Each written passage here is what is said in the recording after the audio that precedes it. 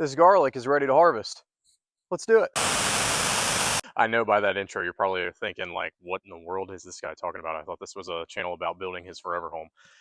It is, as evidenced by the big dirt mound behind me. However, let's be honest, that's a project that's not going to last forever. And so what is the real long-term goal or objective of this channel? Well, it's going to be more about building out an entire rural lifestyle. And for us, what that looks like is gardening, building out our homestead, getting into some market gardening and rural business development and that sort of stuff. So what I've got right now, I just want to give you a quick preview of what to maybe expect in the future. I've got garlic that I've been growing since last October, middle of October. I think it was right around the 15th or 16th that I planted this garlic. And we've had a lot of success, at least what it looks like so far. You can see we've got some of it pulled up and it looks pretty darn good. So I've never grown garlic before. And I think one of the reasons that we had such success is because we did it right. I do know that where a lot of people go wrong with growing garlic is that they plant it in the spring. So they go to their local hardware store or garden center and they see it on the shelf and they're like, oh, we should grow some garlic. Well, problem is you don't plant it in the spring, at least this type, because that's not the growing window or the season for it. So garlic is a very long-term commitment, annual type of crop where you have to plant it in the fall and it kind of gets established and then is going to go dormant throughout the winter and then it will spring up in the spring. And now it is July 21st. So this has been in the ground for right at or just over 10 months now. And it's finally ready to harvest. And I'm going to immediately plant some Brussels sprouts in here and hopefully get a harvest off of those before the end of the fall. So this type of garlic is a variety called Nootka. I think I'm saying that right. Nootka Rose. It is a soft neck type of garlic. It's an heirloom variety known for its really strong flavor and its long-term storage. I believe it's up to like 12 months. And so that's why I wanted to grow this particular variety. I got it from In My Gardener. Shout out to their YouTube channel. Check him out. He's very knowledgeable. He's been on YouTube for many, many years. And no, this is not a paid advertisement. I just enjoy his content. One thing that got me interested in growing garlic is I actually got to visit Frith Farm up in Maine last summer. Frith Farm is a 4-acre market garden. I think he said that they serve like 300 CSA members from their farm stand every week. And so he told us that garlic is actually their #1 crop that people pick out each week. And so I was like, that seems pretty interesting because I got the close-up insight of how to grow it and also how to cure it. So what we're going to do is we're going to get this stuff dug up and then we are going to just kind of shake the soil off of it. And once we get that soil off, we're going to put it in a shaded, well-ventilated area outside for about 3 weeks. And that's going to allow it to dry and cure. And then we'll come back in and cut the stems and it'll be ready for long-term storage at that point. So let's check it out. All right, so the one thing that I know you want to do with garlic is we're going to have to actually dig it up. We can't just pull it up because this stem or stalk, whatever you want to call it, is very soft. It's a soft neck, and I think it's just dried out. So we can't really pull it. If we pull it, it's just going to break. Ask me how I know. I already did the 2 of them. So I've got my handy dandy shovel here, and we are just going to kind of get down and around that, trying to disturb this as little as possible. And once we get a hold of it, the support bar's in the way there, so that makes it a little difficult on this one. And I mean, they are anchored, man. They are in there good, but look at that. That is a beautiful bulb of garlic right there. So hopefully they all look that good. Let's get the next couple.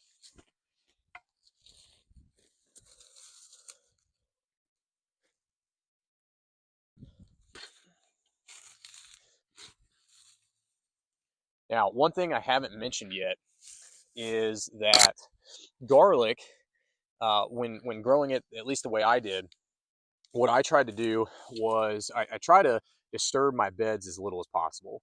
I'm big into regenerative agriculture, big into no-till, and ultimately when we start our market garden, it's going to be a no-till system.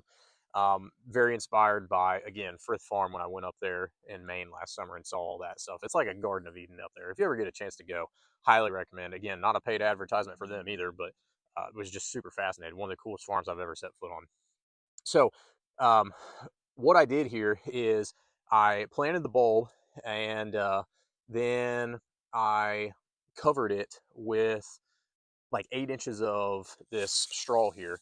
And what that did is it insulated it. So the bulb is just below the surface. And then I put this on, right? We said that we planted it mid-October. So then you put all this mulch material, this straw, on top of it for the winter. And what that does is it protects it from getting, too cold. So when it first popped up in February, the leaves were very green, and over time, well, we kind of had a little bit of an abnormal period of time in there where it was really warm, and or at least abnormally warm for Southern Ohio. So they came up, they were very green, and then all of a sudden the cold turned back on.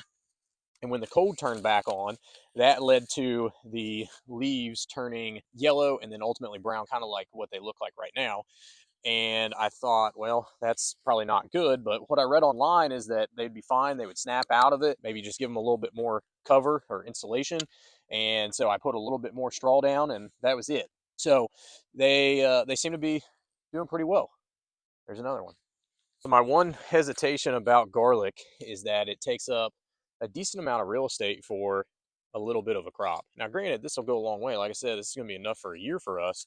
However, when it takes 9 or even 10 months to grow, that's just one of those things. It's like, man, I could grow so many more crops. I could turn over 2 crops that turn out a lot of like actual food calories as opposed to growing this garlic. And so that's one of the things, but I think it's going to pair well with the Brussels sprouts, hopefully at least.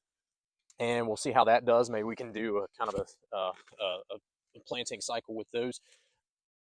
Oh man, that one looks great. Yeah, we've got a lot here.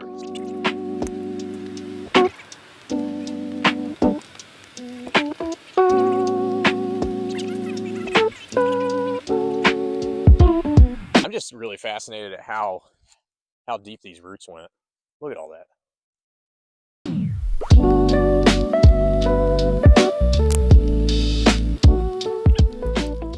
Y'all can watch me get this last one here.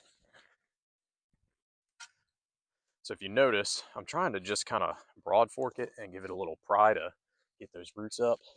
I'm not really trying to turn over the soil.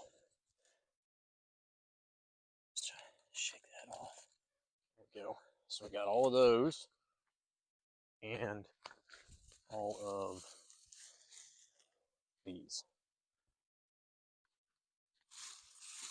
So there is our garlic harvest.